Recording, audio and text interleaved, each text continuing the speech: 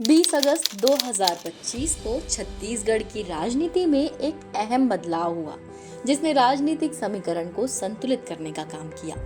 पहली बार विधायक बने 3 मंत्रियों को कैबिनेट में जगह मिली और पहली बार ऐसा हुआ कि एक महत्वपूर्ण राजवंश के व्यक्तित्व को मंत्री बनाया गया।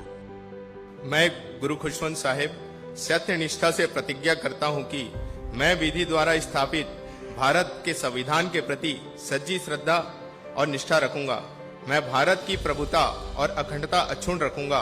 मैं छत्तीसगढ़ राज्य के मंत्री के रूप में अपने कर्तव्यों का श्रद्धापूर्वक और शुद्ध अंतःकरण से निर्वहन करूंगा तथा मैं भय या पक्षपात, अनुराग या द्वेष के बिना सभी प्रकार के लोगों के प्रति संविधान और विधि के अनुसार न्याय करूंगा।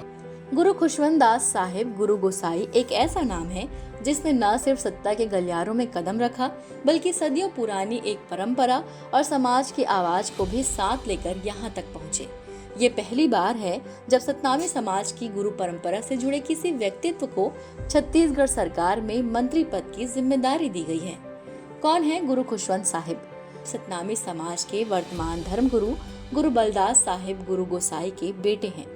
1989 में रायपुर जिले के आरंग में जन्मे गुरु खुशवंत साहिब छत्तीसगढ़ के कौशल विकास, तकनीकी शिक्षा एवं रोजगार तथा अनुसूचित जाति विकास मंत्री बने हैं।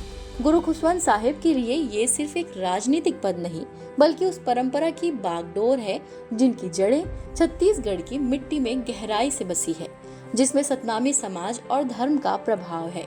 इस समाज का इतिहास केवल धार्मिक नहीं, बल्कि सामाजिक सरोकारों से भी जुड़ा हुआ है। सतनाम पंथ के संस्थापक गुरु घासीदास जी ने समाज में व्याप्त भेदभाव, छुआछूत और अंधविश्वास के खिलाफ आवाज उठाई।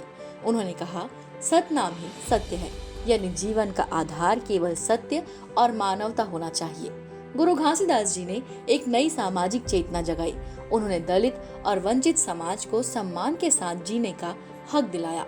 उनका संदेश आज भी उतना ही प्रासंगिक है। सत्य बोलो, समानता अपनाओ और अन्याय का विरोध करो।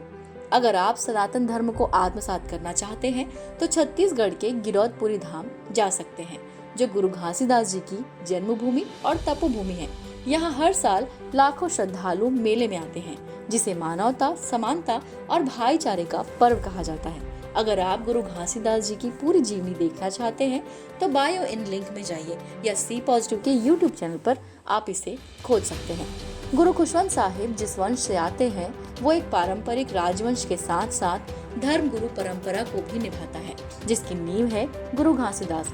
उनके उत्तराधिकारी पुत्र थे गुरु बालक दास जी।